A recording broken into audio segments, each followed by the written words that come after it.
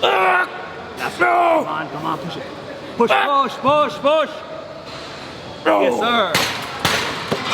Woo! Ronnie Coleman put out his top 10 predictions. So he had like Hunter, Nick, Jack, Rami, Bonac, and then he threw me in there in the top 10. He's like, I was the only 212 guy he put in the top 10. You left a lot of people out. You left a lot of people out. Hey, if anyone knows, a champ. Yeah. So big shout out to my man Ronnie. Going with Shaun Clarida, 212 guy. But I hear you doing the Open this year. Yeah, look, they said that I couldn't do it, so I went and did it. W's only, you know I've been winning. So that, if you guys know, that is my actual signature shot that I hit on stage. So every time I come out from the mandatory poses, the first pose I hit is that pose. The gym knows that. They've been supporting me since 2016, like past 6-7 years. They've really been behind me, pushing me, motivating me, encouraging me, and honestly taking care of me as far as getting me what I need as far as equipment-wise. So I'm now part of the crew where I can kind of go out with them and pick out certain equipment and make things. We're trying to make this to a true bodybuilding mecca. So I appreciate them having my back. I appreciate them having, you know, my insight and everything, and things like that, man. It's awesome. If you know, I've been on a mission, go. Okay, let's get it. Got a little time on my hands like a wristwatch. I don't got time for the brakes and the pit stop. Race through the gridlock, take it like Chris Rock. Right to the chin, still win. Heavy metals like Slipknot. Got me driving, I got tunnel vision. I just hit my stride the way I run the business. I've been making paper like I'm Dunder Mifflin. See the end game, I got one division. Look, I don't ever bother with a critic. Hit him with a chronicle of Riddick. Boom, bottle full of Ritalin. I hit him with a little bit of riddle me this, riddle me that. My bad, fell asleep at the gas. No time to wait though. Elon Musk, I'm trying to bankroll. New Tesla just cause I say so. Electric whip like Ivan Vanko. I just did it. Can we get an introduction, Shaun? Who's this? Oh shit, I'm eating cookies, hold on. That's perfect. Don't get that on camera. Alright, so one of the main people here at Fitness Fitness has been taking care of me since I got here. The man behind everything you see as far as the plaque outside, the plaque on the wall, Big Will here, strongman, powerlifter. He's actually headed to the Arnold Classic, now professional arm wrestler. So for the whole crew, man, that's what we do here. We pick shit up and we push it down. So that's it. Like these guys again have been behind me the past couple years now, and this is a big year for all of us. You know, we got the title in 2020, we lost it in 2021, and this year we're eager to get back to Olympia, bigger, better, improved, and fight for the title. So Big Will, Ivan, I got the hell of a crew.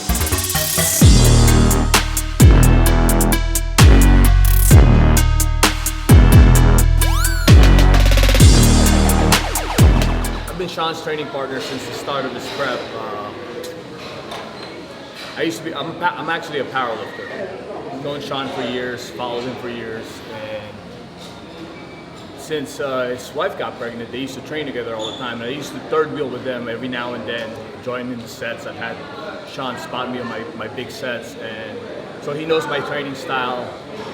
And since the missus stayed home, you know, I volunteered my services. Shaun, you need some help, you know, getting through this prep, and he was more than happy to, you know, accept my offer because he knows how I train, and he knows old school powerlifting, my mentality. Same as John Meadows, West Side, that type of stuff. So yeah, so we started 16 weeks ago. We're 5 weeks out, and can't wait to get to Olympia. So I checked in this morning with Matt, like I always do pretty much every like 2-3 days now that we're this close to the show. I check in with Will as much as I can. So I woke up this morning, probably my heaviest I've ever been around this time, 195. So this time last year I was like 188. And now 195, he's like, bro, you're fucking big. I was like, he's like, just keep, I'm like, bigger and better every fucking year. That's the two cheat meals he gave you. Yeah. But the thing is, the conditioning isn't suffering. Yeah, it does. We made some changes today, which we'll get into. But yeah, we're at the part where it's like, you know, let's just, we're big, we're round, we're full. Now let's get fucking shredded to the bone. So that's where we're at right now. Like 195, like wake up. 195, waking up out of bed. Waking up, that's big. And that was a low day yesterday. Yeah, that's big. So that was a low day. So I mean, imagine if I had a high day.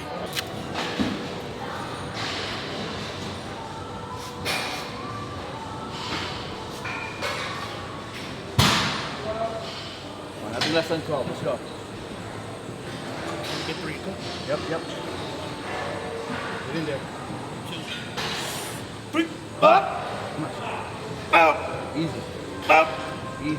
Let's Go. All you. go. Come on. There you go. There you go. Give me 3. Let's go. Give me 2. One more. Let it go. Come on. Pump it up. Right there. Right there. Right there. Come on. Woo! Oh! Shit! Fuck! Oh! Woo! That was heavy. Is that a Meadows thing where you just keep going till you can't move anymore? Yeah, we believe with metal, we extended set, meaning partials, small reps here and there, just kind of just keep getting blood in there as much as we can. Definitely a metal stuff.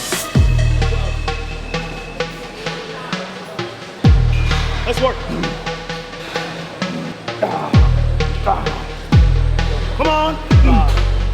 6 more. 6, 5, 4, 3, get 2. Pump right there. Pump at the end. Pump. Come on.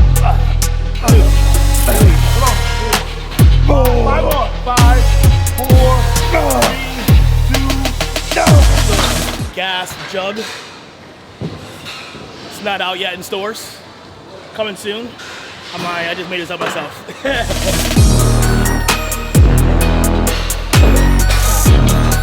Oh yeah. 5. Go. Oh yeah. There you go.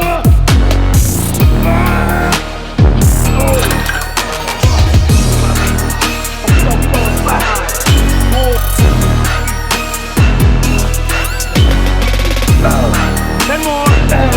9, sweet. 8, 7, 6, 5, 4, 3.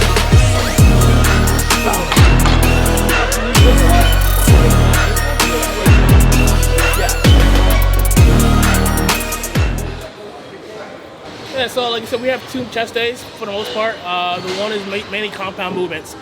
Dumbbell presses, barbell presses, dumbbell fly, things like that. My second day is more so isolation, really squeezing, getting more blood flow, a little bit more reps sometimes. So today is again the second movement, second chest day of the week. So we're focused more on machines here, a little bit more cables. We'll maybe do 1 dumbbell movement, which would be flies, which is coming up next. But again, it's more so about isolation and really sculpting the pecs.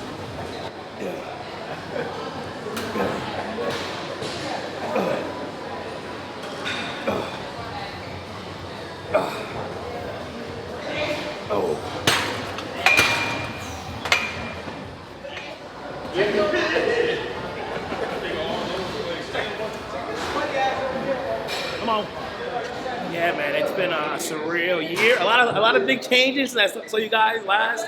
Obviously, I'm gonna be a dad, which is first and foremost, which is wow, exciting. It's a lot. It's emotional. That's the new motivation for this year's prep. Now that I have a mouth to feed, a family to take care of, a little girl to really be a role model for, she's my motivation going forward, making sure she's okay. But again, with my wife not being able to train, I was kind of lost a little bit, but like Ivan has said, he's been training with me here and there, on and off, and he decided to step up, take the reins this year, kind of get behind me, really push me, get me through this prep, and it's been amazing. Yeah. Come on. There you go. Yes, sir. Let's go. Come on. Let's go. There you go. Come on. Let's go. Keep going. Keep going. Keep going. We got 3. We got 3. We got 2. That's right. Come on. Push it. Push. Yes, sir. This is something I've been saying for the past 4 years is, for me, there's no plan B. And a lot of people disagree, that's fine. That's whatever, whatever works for you. But for me, I have a plan A. If I'm able to if I have a plan B, that means I'm not committed 100% to the plan A. I'm not committed to the plan, not committed to the goal. So for me, like I always said, there's no plan B, man. I'm giving 100% to the plan A, which is to win, and doing everything it takes to win. Again, having a plan B, for me, having a backup plan means you're preparing to lose. That just tells me that you don't believe in your own self, you don't believe in your goal, and you don't believe in what you're doing, your mission. So if you don't have a plan B, that means you're all in.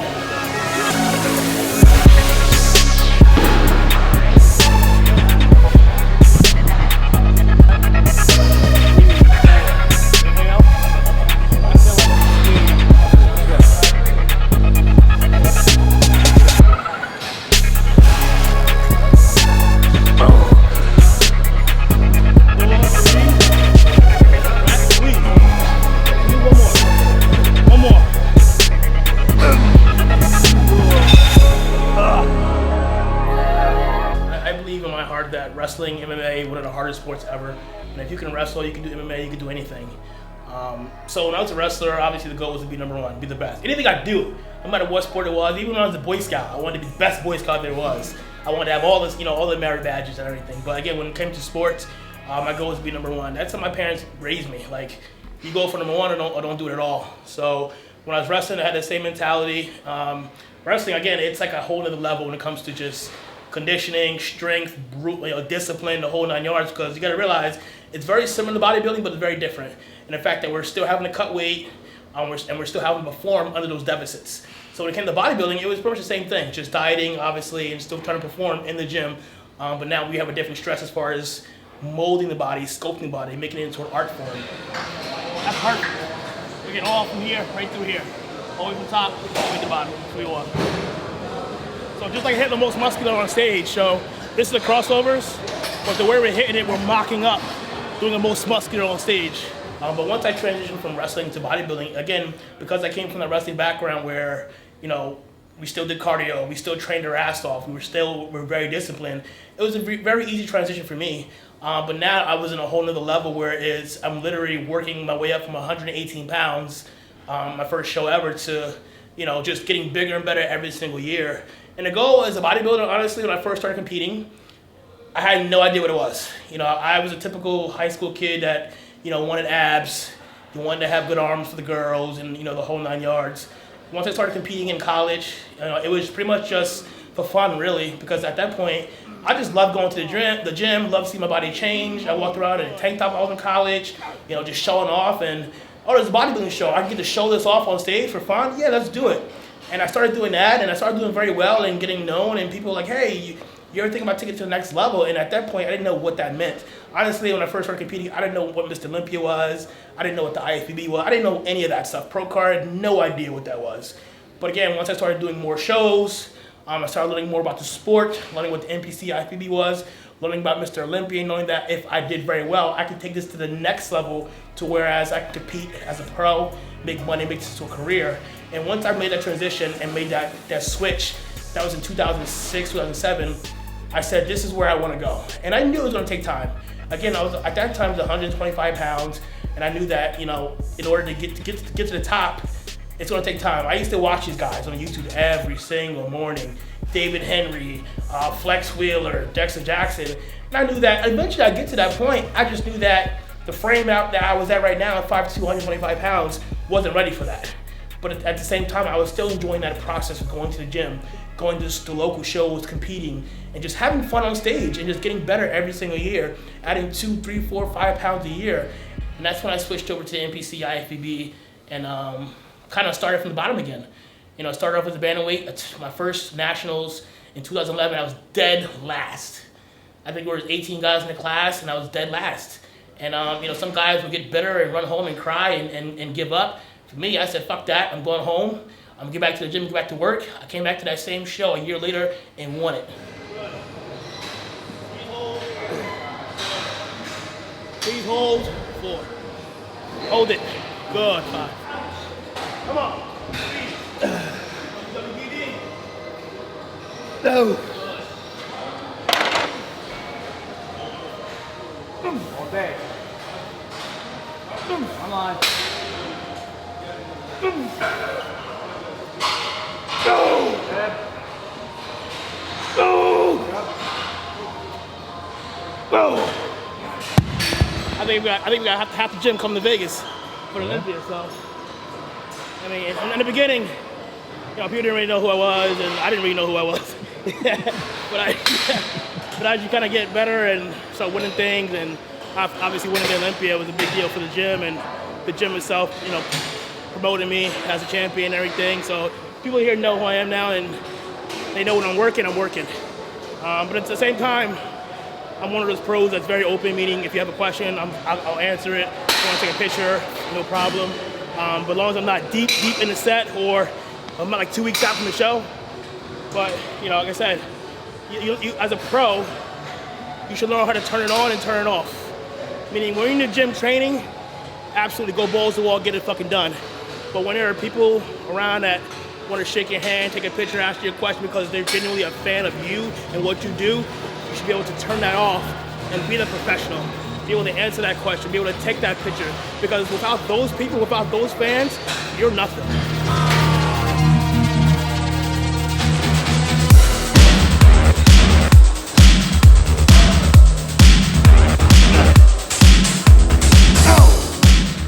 Nothing in life is fucking easy.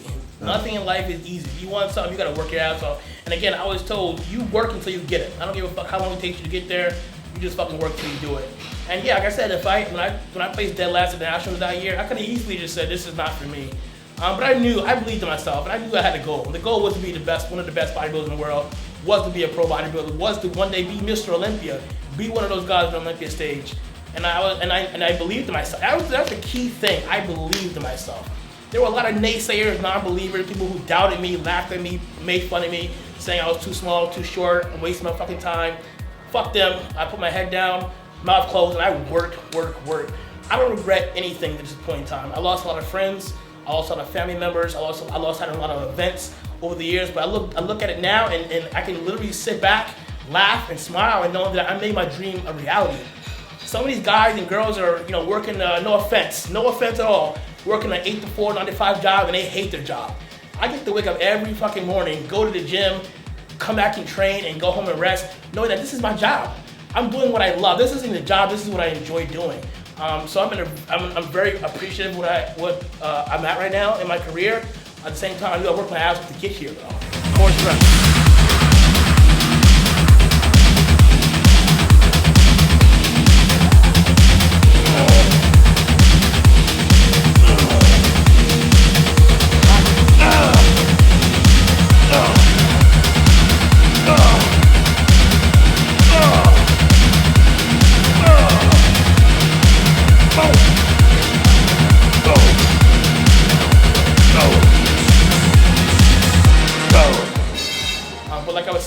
I knew it would take time, and when I turned pro in 2012, that was it for me. Like, this was it.